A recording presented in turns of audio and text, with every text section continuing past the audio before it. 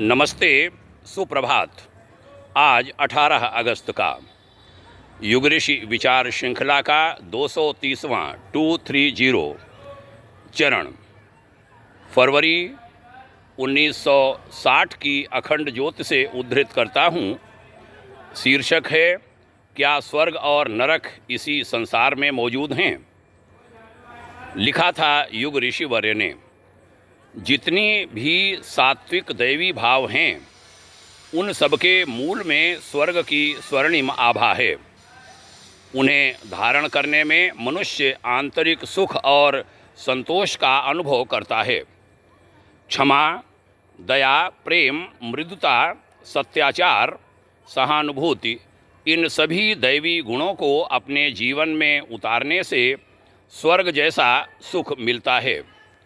इन सब के मूल में भगवान हैं। भगवान की विशेष कृपा से मनुष्य इनके अनंत सुख का अनुभव करता है। उसका विवेक जागृत होता है। उसके हृदय में विराजित परम प्रभु उसे स्वर्ग का सुख प्रदान करते हैं। स्वर्ग आपकी भी पहुँच के भीतर है, क्योंकि आप इन ईश्वरीय गुणों को धारण कर सकते हैं। अपने चरित्र का पूर्ण विकास कर सकते हैं। याद रखिए, मनुष्य शुभ कार्य करके देव बनते हैं। अतः शुभ कर्म कीजिए और इसी शरीर से भूसुर अर्थात धरती का देवता का पवित्र पद प्राप्त कीजिए। शुभ कार्य ही पूजे जाते हैं। उन्हें करने में मनुष्य स्वर्ग का सुख और शांति प्राप्त करता है। आप शुद्ध, तेजस्वी, आनंदमय एवं प्रकाशवान हैं।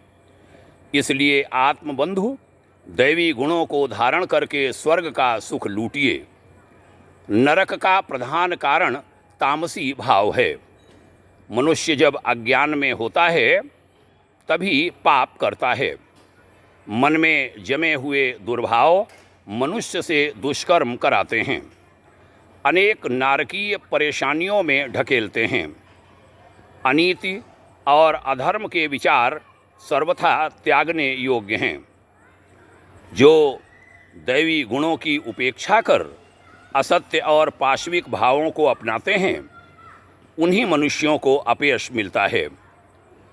आइए इन युग विचारों को जीवन में स्थान दें और मर्म समझें स्वर्ग और नरक का, दोनों यहीं विद्यमान।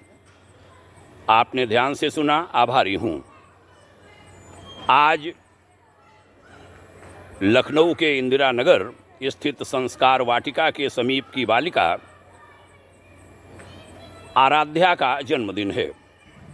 जन्मदिन की ढेर सारी बधाइयाँ आराध्या को। बताया था इस बच्ची ने, हम नियमित रूप से आपके युग ऋषि विचार श्रृंखला को परिवार में सुनते हैं।